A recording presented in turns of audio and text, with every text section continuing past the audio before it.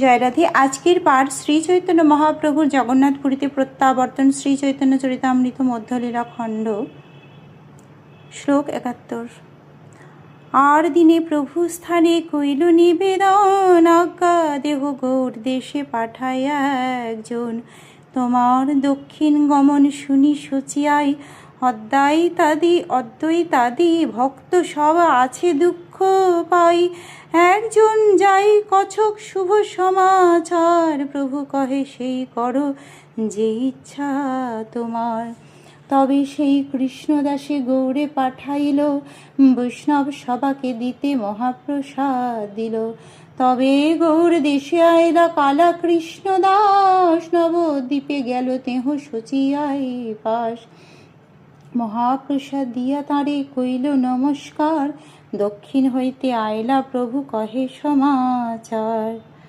তারপরের দিন সমস্ত ভক্তরা শ্রী চৈতন্য মহাপ্রভুকে অনুরোধ করলেন, তুমি যদি আদেশ দাও তাহলে আমরা কাউকে বঙ্গদেশে পাঠাই। তোমার দক্ষিণে যাওয়ার সংবাদ পেয়ে সচিমাতা এবং অদ্বৈতাদি ভক্তগণ অত্যন্ত দুঃখিত হয়ে রয়েছেন। একজন কেউ গিয়ে তোমার ফিরে আসার শুভ সংবাদ দান করুক। তখন শ্রী চৈতন্য মহাপ্রভু বললেন, তোমাদের যা ইচ্ছা তাই করো। তখন তারা সেই কালা কৃষ্ণ দাসকে বঙ্গদেশে পাঠালেন এবং সমস্ত বৈষ্ণবকে দেওয়ার জন্য তার সঙ্গে মহাপ্রসাদ দিলেন। তখন কালা কৃষ্ণ দাস গৌড় দেশে নবদ্বীপে সচিমাতার কাছে এলেন। তাকে জগন্নাথ দেবের মহাপ্রসাদ দিয়ে প্রণতি নিবেদন করে শ্রী চৈতন্য মহাপ্রভুর দক্ষিণ থেকে ফিরে আসার সংবাদ দিলেন।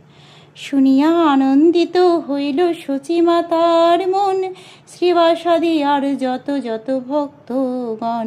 শুনিয়া সবার হইল পরম উল্লাস, অদ্বৈত আচার্য গৃহে গেলা কৃষ্ণদাস। আচার্যের প্রসাদে দিয়া করি নমস্কার, সম্মুখ কহিল মহাপ্রভুর সমাচার। শুনি আচার্য গোসাইর আনন্দ হইল, প্রেমাবেশে হুঙ্কার বহু নিত্য গীত হইল। হরিদাস ঠাকুরের হইল পরম আনন্দ, বাসুদেব দত্ত গুপ্ত মুরারি সেন শিবানন্দ। আচার্য রত্ন আর পণ্ডিত বক্রেশ্বর, আচার্য নিধি আর পণ্ডিত গদাধর। শ্রীরাম পণ্ডিত আর পণ্ডিত দামোদর, শ্রীমান পণ্ডিত আর বিজয় শ্রীধর। রাঘব পণ্ডিত আর আচার্য নন্দন, কতেক কহিব আর যত প্রভুর গণ। শুনিয়া সবার হইল পরম উল্লাস, সবে মেলি গেলা শ্রী অদ্বৈতের পাশ। আচার্যের সবে কইল চরণ বন্দন, আচার্য গোসাই সবারে কইল আলিঙ্গন। সেই শুভ সংবাদ পেয়ে হরিদাস ঠাকুরের পরম আনন্দ হলো।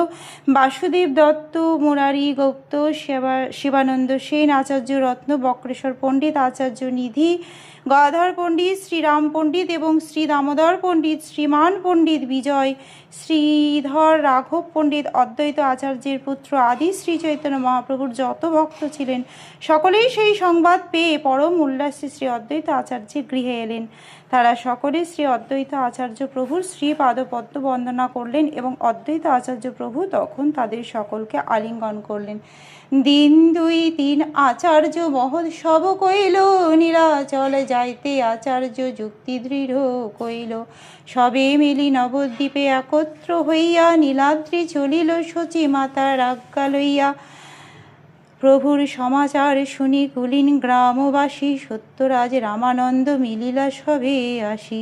মুকুন্দ নরহরি রঘুনন্দন, খণ্ড হইতে আচার্যের ঠাঁই আইলা নীলাচল যাইতে। তখন অদ্বৈত আচার্য প্রভু ২-৩ দিন ধরে মহোৎসব করলেন। তারপর তিনি সকলকে নিয়ে নীলাচলে যাওয়ার যুক্তি করলেন। সমস্ত ভক্তরা নবদ্বীপে একত্রিত হলেন এবং সচিমাতার অনুমতি নিয়ে জগন্নাথপুরীতে চললেন। শ্রী চৈতন্য মহাপ্রভুর জগন্নাথপুরীতে ফিরে আসার সংবাদ পেয়ে কুলীন গ্রামবাসী, সত্যরাজ রামানন্দ প্রমুখ সমস্ত ভক্তগণ শ্রী অদ্বৈত আচার্যের সঙ্গে মিলিত হলেন। মুকুন্দ নরহরি এবং রঘুনন্দন প্রমুখ সমস্ত ভক্তরা নীলাচলে যাওয়ার জন্য শ্রীখণ্ড থেকে শ্রী অদ্বৈত আচার্য প্রভুর কাছে গেলেন। আজকের পাঠ এই অবধি। ভজ শ্রীকৃষ্ণ চৈতন্য প্রভু নিত্যানন্দ, শ্রী অদ্বৈত গদাধর শিবাসাদি গৌর ভক্ত বৃন্দ। হরে কৃষ্ণ কৃষ্ণ কৃষ্ণ হরে হরে, হরে রাম রাম রাম হরে হরে। জয় রাধে জয় রাধে, জয় রাধে জয় রাধে।